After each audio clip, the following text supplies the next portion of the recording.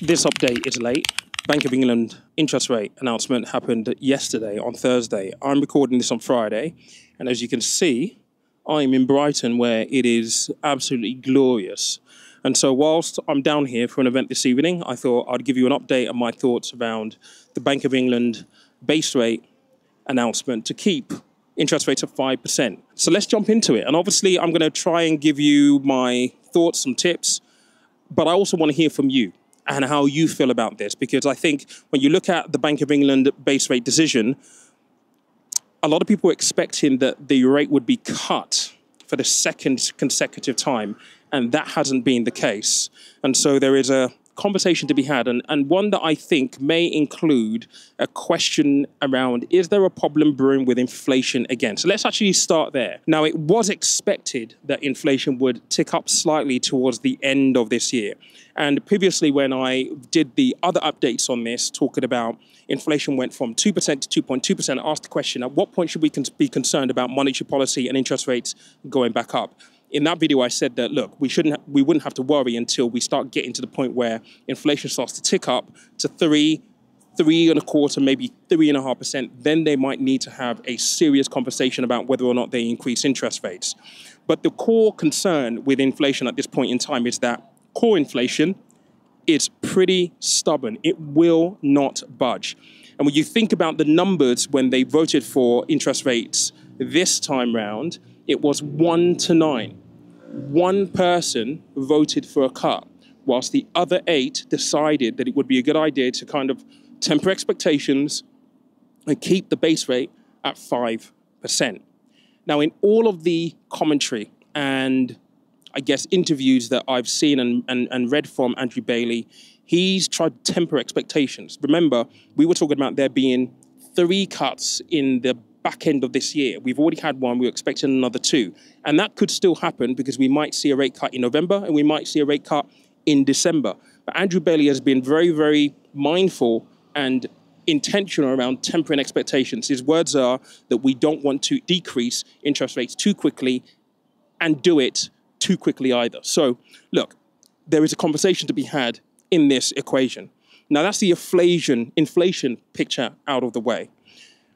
What does this mean for savers? What does it mean for people with mortgages? Let's start with savers first. And by the way, whilst we're on the topic of what this might mean for savers, here's a message from today's video sponsor. This is a paid-for ad by Wealthify and is about their new instant access savings account. If you're looking for a place to build your savings this year, here are some reasons why you might want to consider this option. Number 1, you can open an account with just £1, and there are no upper limits on how much money you put in. Number 2, it offers a competitive variable interest rate on your savings. Number 3, it pays monthly interest. And number 4, you can easily withdraw your money when you need it. However, remember to shop around and do your own research before making any decisions. But if it sounds like this could be a good option for you, then you can find out more via the link in the video description. Now, the truth is, if you're a saver, this is probably good news for you, because ultimately it means that interest rates on the high street are still going to be pretty attractive. You're not going to see interest rates reduce necessarily because of this decision. So you're still going to be able to beat inflation. If you can pick up an easy access notice account for 4%, 5%, your money's working harder, you're growing your money, that's a big tick. So for savers, this is pretty good news. And I think if there's more competition being kind of, fought for in the market, we might see new accounts being launched where we start to see rates on the high street be a little bit more competitive than they currently are. But that really depends on the appetite of the providers that are out there. I think the main concern is going to be for those who have mortgages. There are still around about, I can't remember the exact number, but a large number, I think it's 800,000 or so, 800,000 people who are due to have their mortgages redone. So coming out of fixed rates, going into new mortgages by the end of this year. And what that essentially means is that if you're one of them, where you're going from maybe a 1 or a 2% mortgage, mortgages kind of hit the 4% mark, in the last couple of weeks, you're still going to see quite a big jump in terms of your rate and your monthly payment for your mortgage. And that's going to be a concern. And when you zoom out and look at what this means from a wider point of view, we've got the budget in October, which has been well, we've been covering it on the channel. People are saying it's going to be painful. We know that there's going to be a range of tax hikes. They pledged not to touch income tax, national insurance contributions. If you've been following me, you know my thoughts on that. I think if they're able to do it, fantastic, but I don't know how they're going to be able to do it because national insurance contributions and income tax forms 42%, which is the lion's share of the government tax revenue.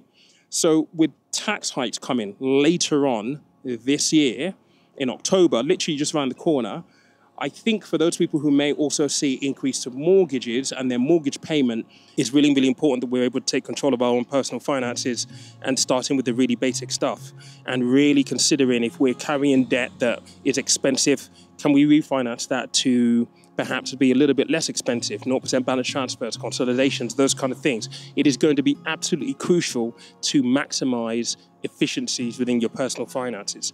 Failing that, unfortunately, and I don't like saying this, it is going to be a case of trying to earn more money. It's going to be extremely painful in 2025. And I know that that isn't the picture that a lot of people want to kind of see or news that people want to hear, but I can't see anything different happening in 2025. Look, those are my thoughts on the Bank of England interest rate update from last week.